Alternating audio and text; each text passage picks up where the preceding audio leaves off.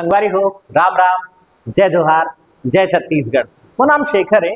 मैं knowledge hub संचालित करता हूँ रायगढ़ छत्तीसगढ़ में, आपके अपन प्रदेश छत्तीसगढ़ में। संगवारी हो, जो कड़ी हमन शुरू करे हैं छत्तीसगढ़ के लोक कला संस्कृति ला जाने के और पूरा डिटेल में जाने के, और के 2 वीडियो आ चुके हैं। वो दोनों जो है छत्तीसगढ़ के लोकगीत ले संबंधित रहे। आज के जो वीडियो है वो छत्तीसगढ़ के एक पुरातात्विक महत्व के जगह से संबंधित है। जगह के नाम है मल्हार। मल्हार जो कि बहुत ही ख्याति प्राप्त शहर है, बिलासपुर जिला के भीतर पड़ते।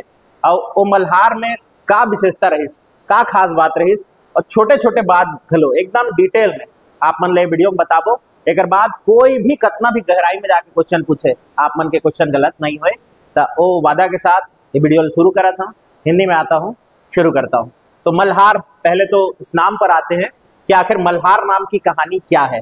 मल्हार नाम भगवान शिव के एक नाम मल्लाल से प्रेरित है। मल्लाल जो कि शिव जी के लिए प्रयोग किया गया एक अन्य नाम है, यहाँ आप देख पा रहे होंगे, उसके बारे में मैं जानकारी आपको दे देता हूँ। मल्लाल भगवान शिव के एक और नाम मल्लारी से व्युत्पन्न हुआ है। भगवान शिव के एक अन्य नाम मल्लारी से उत्पन्न हुआ है। भगवान शिव के बारे में एक कहानी मिलती है, अंधकासुर के वध की कहानी। और उसी अंधकासुर के वध की कहानी में उनको मल्लाली की संज्ञा दी गई और उसी मल्लाली से मल्हार बना है। असल में मल्लाल रहा होगा और वो फिर मल्हार में कन्वर्ट हो गया होगा। दूसरी एक कहानी है कि मल्हार जो क्षेत्र है वो मल्हार नाम के एक बंदरगाह पर जुड़ा हुआ है। राग मल्हार तो आप जानते ही होंगे, वो गीत जो कि वर्षा से जुड़ा, प्रवाह से जुड़ा हुआ है। तो यहाँ अगर देखा जाए तो कभी एक बंदरगाह हुआ करता था, मल्हार पत्तन। पत्तन का मतलब बंदरगाह, और मल्हार वो जगह जहां पर 3 नदियां कनेक्ट हो रही होती थी या 3 नदियों के लिए रास्ता निकलता था। मेन नदी तो लीलागर है जो मल्हार में मौजूद है।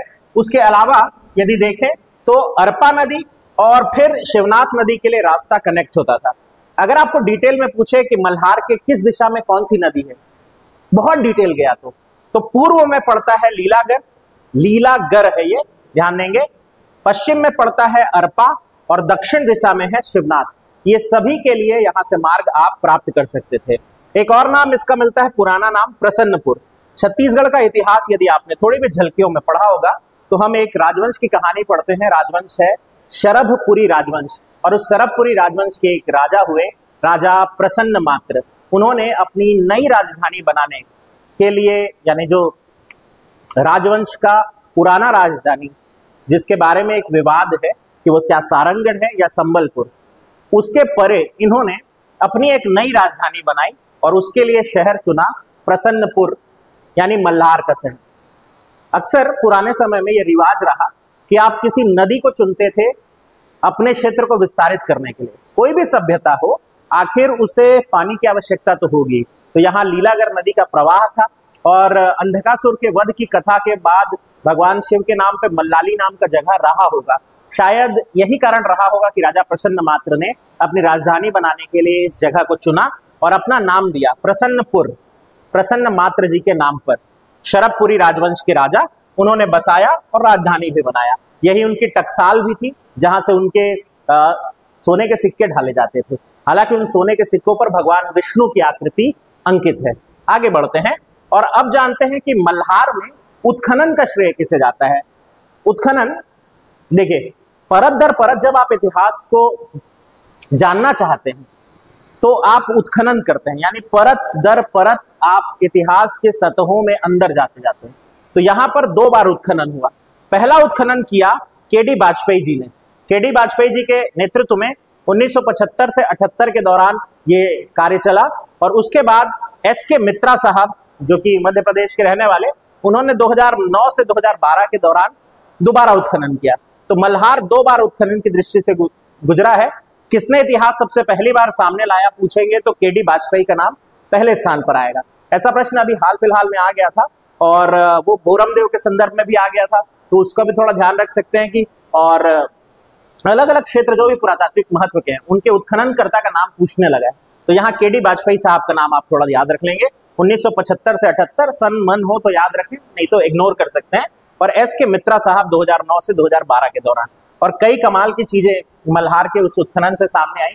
जैसे ये एक बड़ी सुंदर सी अद्भुत सी कलाकृति बनी हुई है मंदिर की दीवार पर, जहां आप शिव जी का दरबार देख सकते हैं कैलाश में, जहां वो माता पार्वती के साथ मौजूद है। उनके नंदी को यहाँ देखा जा सकता है, बाकी उनके गण मौजूद हैं, और ये सब का सब जो चित्रण है ये आपको इस मंदिर के दीवारों पर अंकित दिखाई देगा। अभी क्या क्या है आगे हम देखेंगे।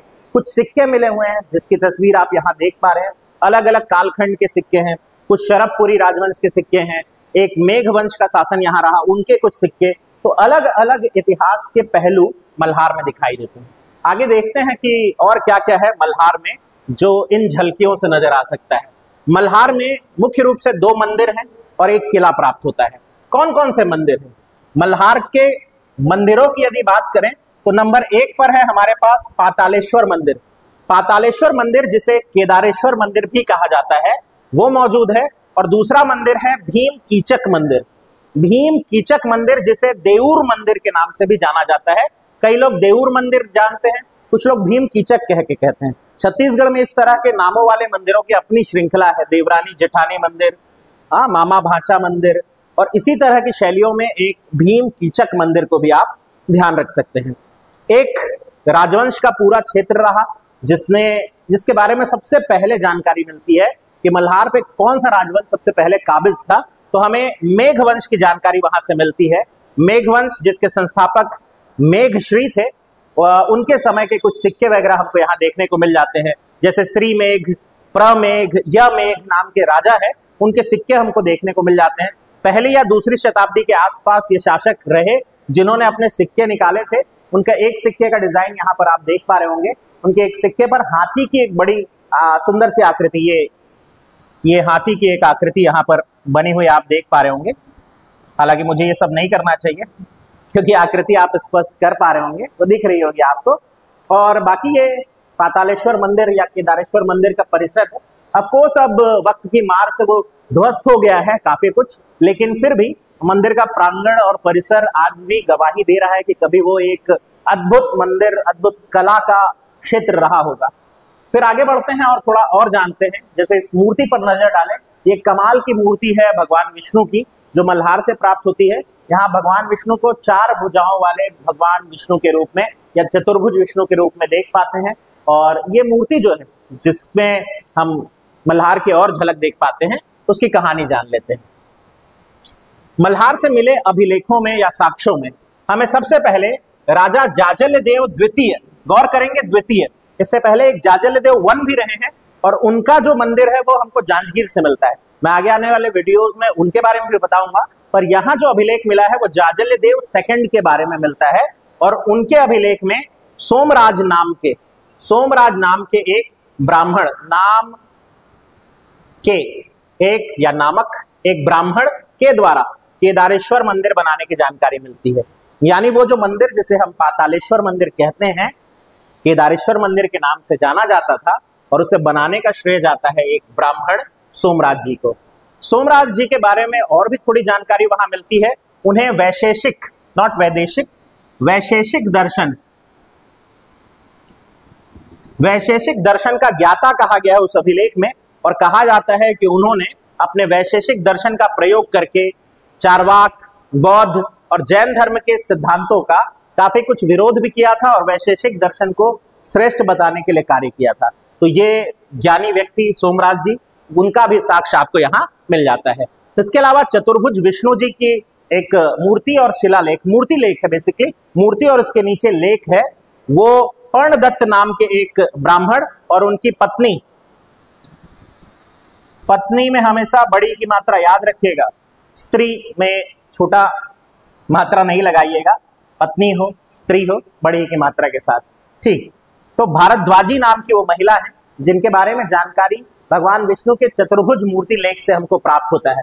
यह भी क्वेश्चन पहले बन चुका है, किस महिला का नाम प्राप्त होता है, तो भारद्वाजी नाम की महिला है और वो पर्णदत्त जी की धर्मपत्नी रही, जिनके समय बना हुआ चतुर्भुज विष्णु शिलालेख या मूर्ति लेख वो भी मौजूद है इस प्रांगण में जिसको हम पढ़ रहे हैं मल्हार में।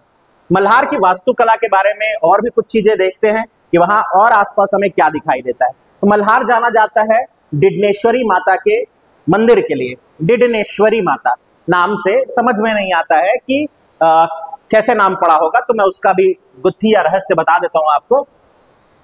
डिडनेश्वरी मंदिर असल में देवी पार्वती को समर्पित माना जाता है। डिडिन का अर्थ होता है कुंवारी कन्या या वह स्त्री जिसका विवाह नहीं हुआ है, उसे डिडिन कहा जाता है। और इसी डिडिन शब्द से ही अभ्रंश होकर के या रूप बदल करके शब्द बना डिडिनेश्वरी देवी।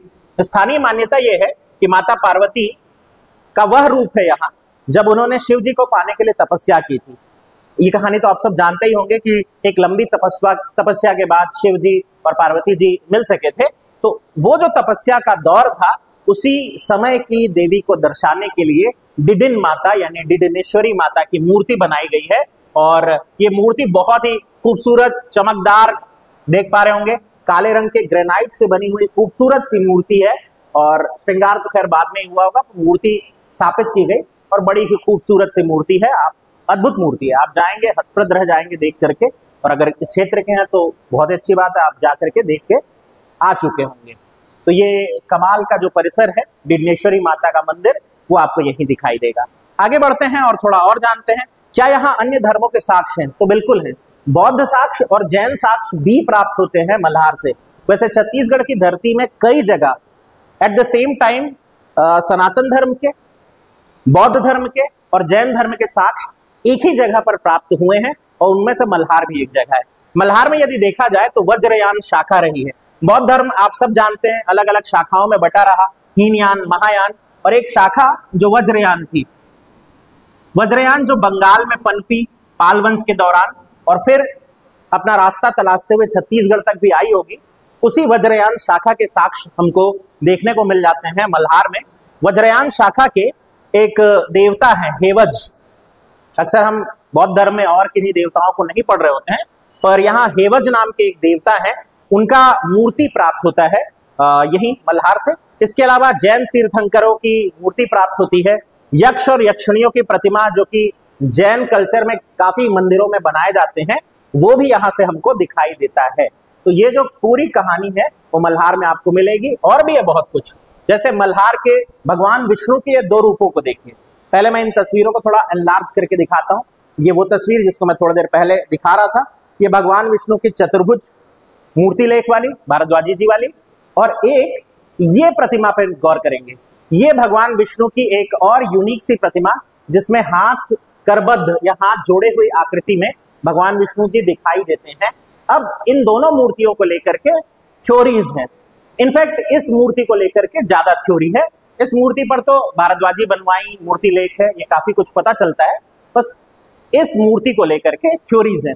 इतिहासकारों का मानना है दो अलग अलग थ्योरीज। कुछ इतिहासकार इन्हें भगवान विष्णु का रूप ही मानते हैं, जबकि जो इतिहासकार थोड़े इंटेलेक्चुअल टाइप के इतिहासकार जो धार्मिकता के परे और भी चीजों को देखना चाहते हैं, वो कहते हैं कि ये किसी कुषाण योद्धा की प्रतिमा जैसा दिखाई देता है। तो अब इसमें जैसा आपकी इच्छा आप वैसा स्वीकार कर सकते हैं, पर ये मूर्ति मल्हार में भगवान विष्णु की मूर्ति के रूप में माना जाता है। तो ये दो मूर्तियां हैं जिसको लेकर के भगवान विष्णु की दोनों अलग अलग तरह की मूर्तियां, एक चतुर्भुज विष्णु और एक करबद्ध हाथ जोड़े हुए भगवान विष्णु की मूर्ति, जिनमें उनको एक अलग से अटायर, अलग से गेटअप में दिखाया गया है। तो चार भुजा वाले विष्णु जी, जिन्होंने माथे पर मुकुट, कर्ण कुंडल, गले में हार, हाथ में चक्र, जो भगवान विष्णु का प्रॉपर अटायर होता है, प्रॉपर लुक होता है, वो आपको देख पा रहे होंगे। और दूसरा एक और विष्णु जी की प्रतिमा है जो कुषाण योद्धा जैसे दिखाई देती है। इस मूर्ति को लेकर के ही इतिहासकारों में मनभेद, मतभेद दोनों मौजूद है कि वो क्या हो सकते हैं, पर हम उन्हें विष्णु जी मानते हैं और उस रूप में पूजा भी की जाती है। खैर आगे बढ़ते हैं और जानते हैं भगवान शंकर जी के रूपों का चित्रण। तो आप देखें अलग अलग तस्वीरों में, पहले इस तस्वीर की तरफ आते हैं। ये जो तस्वीर हमें यहाँ दिखाई दे रही है, यहाँ भगवान शिव अंधकासुर नामक दैत्य या राक्षस का वध करते हुए दिखाई दे रहे हैं।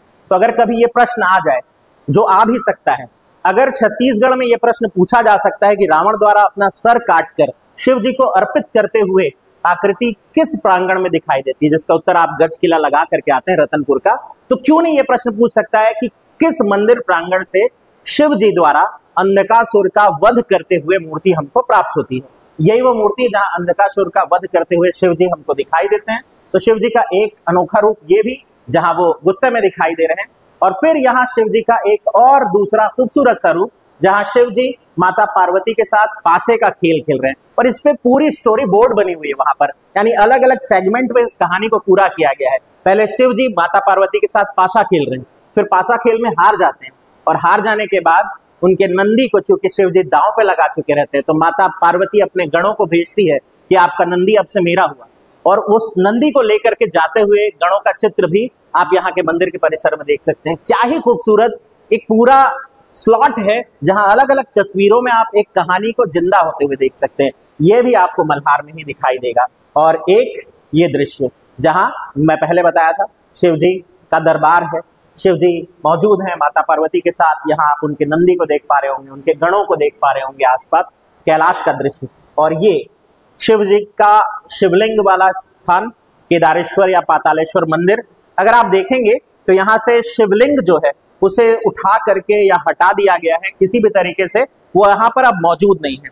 पर फिर भी धार्मिक महत्व का जगह है, यहाँ आज भी पूजा होती है और यहीं पर वो मान्यता है। पातालेश्वर की कहानी यहीं से निकल के आती है। यहाँ आप कितना भी जल डालिए, जल लहरी से जल बहे बिना वो सारा पानी कहीं धरती के भीतर चला जाता है, धरती के भीतर यानी पाताल, और यहीं से कहानी निकल के आती है पातालेश्वर की। वरना मंदिर का नाम तो याद होगा आपको, क्या रखा गया था? केदारेश्वर।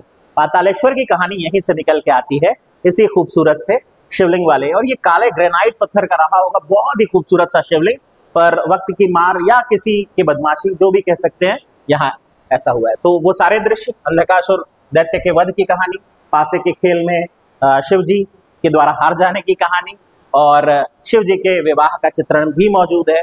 शिवलिंग में चेहरे की आकृति में, आगे के दृश्य में उसको दिखा दूंगा, शिवलिंग के भीतर चेहरा दिखाया जाना, ये भी छत्तीसगढ़ की एक बड़ी यूनिक कला रही, जहां शिवलिंग में चेहरा दिखाया गया है शिव जी का। और ये आपको सिरपुर में भी देखने को मिलेगा, मल्हार में भी देखने। अगर आप सिरपुर का संग्रहालय गए हैं ना, तो वहां भी आपको उसी तरह की एक बड़ी यूनिक सी मूर्ति दिखाई देगी, और इसी तरह की एक मूर्ति मल्हार के प्रांगण में भी दिखाई देती है। मैं आगे दिखाऊंगा वो मूर्ति आपको। चलिए पहले दिखाई देता हूं मैं आपको। ये शिवलिंग में चेहरे की आकृति, इनफैक्ट शिवलिंग को ही चेहरे का रूप देने का प्रयास किया गया है। ये बड़ा यूनिक सा एक मूर्ति कला कह सकते हैं, जो हमारे यहाँ मल्हार में देखने को मिला। खैर आगे बढ़ते हैं और हम फिर से कहानियों को बढ़ाते हैं। पातालेश्वर मंदिर की कहानी। पातालेश्वर मंदिर जो कि सबसे प्रमुख मंदिर है मल्हार का, यह एक ऊंचे मंच पर बना हुआ है, और उस मंच पर त्रिरथ शैली में, हो सकता है आपसे पूछ ले कौन सी शैली दिखाई देती है, तो याद रखेंगे त्रिरथ शैली।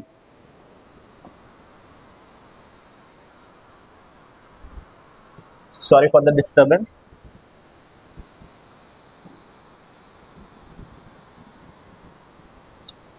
त्रिरथ शैली हमें दिखाई देती है। कौन सी शैली है? तो 3 रथों वाली शैली। मंदिर की दीवार पर शिव पार्वती जी का पासा खेलने वाला दृश्य जो कि मैं आपको दिखाया था। गणेश जी अपनी पत्नी के साथ मौजूद हैं, वो दिखाया गया है। शिव पार्वती जी का परिणय यानी विवाह दृश्य दिखाया गया है। अंधकासुर राक्षस का वध दिखाया गया है। मंदिर के साथ एक मान्यता जुड़ी हुई है, वही कहानी कि कितना भी जल डाला जाए वो जल सब पाताल तक पहुंच जाता है, इसीलिए पातालेश्वर। मंदिर के पास स्थापित कूप यानी एक कुआं, उसका भी नाम मिलता है यहाँ पे कनंकन, कनंकन, ये नाम से कुआं भी वहां पर प्राप्त होता है। तो ये सब कुछ आप मल्हार में देख पाएंगे। ये है वो खूबसूरत द्वार मल्हार के मंदिर के प्रवेश का। ये वो मंदिर परिसर जो ऑफकोर्स वक्त के कारण अब ध्वस्त हो गया है। यहाँ सामने नंदी जी की आकृति आप देख सकते हैं, मंदिर की तरफ निहारती हुई नंदी जी की आकृति, और आगे बसा हुआ वो मंदिर। यहाँ एक बड़ी यूनिक सी मूर्ति हमको दिखाई देती है, जो आगे चल के कलचुरी काल का बड़ा प्रमुख क्षेत्र बना, जहां पर गजलक्ष्मी दिखाई देती है आपको। 2 तरफ हाथी और बीच में बैठी हुई माता लक्ष्मी की मूर्ति भी आपको मल्हार के इस मंदिर में दीवार पर उकेरी हुई चित्रकला में दिख सकता है, या मूर्ति कला में दिख सकता है। आगे देखते हैं हमारे पास और क्या है इस मंदिर के बारे में। पातालेश्वर के बाद आते हैं भीम कीचक मंदिर। भीम कीचक एक और बड़ा यूनिक सा मंदिर है, जो कि अगेन कीचक की आकृति के कारण भीम कीचक मंदिर कहलाया। कीचक की आकृति कहां देखी जा सकती है? यहां ध्यान दें, ये जो आकृति दिखाई जाती है, इन्हें कीचक की आकृति के रूप में देखा गया है। इस ऐसी दो मूर्तियां बनी हुई हैं जिसमें कीचक द्वार के पास एक तरफ गंगा मैया को और एक तरफ यमुना मैया को अपने सर पर ऐसे धारण किए हुए आकृति में आपको दिखाई देते हैं, और इसी के कारण इस मंदिर का नाम पड़ गया भीम कीचक मंदिर, जिसे देऊर मंदिर के नाम से भी जाना जाता है। तो मंदिर के बाहरी दीवार पर आपको दो इसी तरह की मूर्तियां दिखाई देंगी। मकर वाहिनी गंगा, मकर पर विराजित गंगा जी यहाँ ऊपर, और कूर्म पर बैठी हुई यानी कछुए पर बैठी हुई यमुना जी, वो आपको दरवाजे पर दिखाई दे जाती है। यहां देखिए, आपको यहां दिखाई देगा वो, ये देखिए यहां एक तरफ भीम कीचक मंदिर में एक दृश्य, और यहां दूसरे तरफ सेम तरह का मकर वाहिनी और कूर्म वाहिनी, दो नदियां, दो नदी जिन्हें देवी के रूप में हमारे यहाँ पूजे जाने की परंपरा है, वो आपको यहाँ दिखाई देती है। इस मंदिर की और यदि बात करें तो इसी मंदिर के प्रांगण में आप शिवलिंग को चेहरे का रूप देने वाली आकृति, एक अभिलेख जो कि अनगढ़ सा दिखाई देता है पर एक अभिलेख यहाँ दिखाई देता है। यहाँ पर आप अलग अलग दृश्य देख सकते हैं, जैसे ये एक बड़ी यूनिक सी कहानी है, और ये कहानी वैसे काफी यूनिक है। शिव जी से मोहित होकर के ऋषियों की पत्नियों द्वारा अपना घर छोड़कर शिव जी के पीछे निकल जाना, ये कहानी भी इस दीवार में पूरी तरह से अंकित करके दिखाई गई है। पूरा स्टोरी पैलेट है, आप उस पूरी कहानी को चरणबद्ध तरीके से मंदिर की दीवार पर देख सकते हैं कि आगे क्या हुआ, कि शिव जी पर मोहित ऋषि जो पत्नियां थी वो उनके पीछे पीछे चल निकली, ऋषि शिव जी से नाराज हुए और उन्होंने शिव जी को श्राप दिया। आगे चल के उन्हें रियलाइज हुआ कि शिव जी गलत नहीं है, और फिर उन्होंने शिव जी से क्षमा मांगी कैलाश जाकर के। ये पूरा स्टोरी बोर्ड आप बहुत खूबसूरती से मूर्ति के रूप में उकेरा हुआ देख पाएंगे। मंदिर के बाहरी स्तंभ पर मकर वाहिनी, वो तो मैं आपको बताया, दोनों मूर्तियों के नीचे कीचक की मूर्ति, यही कीचक की मूर्ति। कैलाश पर शिव जी का दरबार, जहां आकर के ऋषि उनसे क्षमा मांगते हैं, उसका दृश्य। शिव जी ऋषियों के मध्य दारुवन संवाद, अगर ये कहानी नहीं पता होगी तो खोज के आप पढ़ सकते हैं। दारुवन संवाद, सॉरी मैं सुना सकता हूँ ये कहानी, पर वीडियो बहुत लंबा हो जाएगा, तो दारुवन संवाद आप खोजिएगा, और अगर नहीं मिल पाए तो कभी पूछिएगा, मैं जरूर बता दूंगा आपको। दारुवन संवाद का दृश्य भी आप यहाँ देख पाएंगे। आगे देखते हैं ताम्रपत्र और मल्हार में मिलने वाली प्लेट्स। पहले तांबे के पत्र पर उकेर करके लेख लिखे जाते थे, तो यहाँ जो ताम्रपत्र मिले हैं उनमें एक ताम्रपत्र है महाजयराज, शरभपुरी राजा थे महाजयराज, उनका एक ताम्रपत्र मिला है 550 से 560 ईस्वी के आसपास का। संस्कृत में है वो, बॉक्स हेडेड लिपि है, यानी किलाक्षरी लिपि वहां दिखाई देती है। महाजयराज को यहाँ विष्णु जी का भक्त कहा गया है, जो कि शरभपुरियों की आदत रही है कि वो अपने आप को वैष्णव भक्त कहते रहे। इसके अलावा राजा प्रवरराज का मल्हार प्लेट मिलता है, 580 से 590 के आसपास का है वो, जहां एक गांव को दान में देने की जानकारी है। राजा प्रवरराज ने अपने तीसरे शासनकाल के वर्ष में, यानी शासनकाल के 3rd वर्ष में कहना चाहिए मुझे, उसको जारी किया था।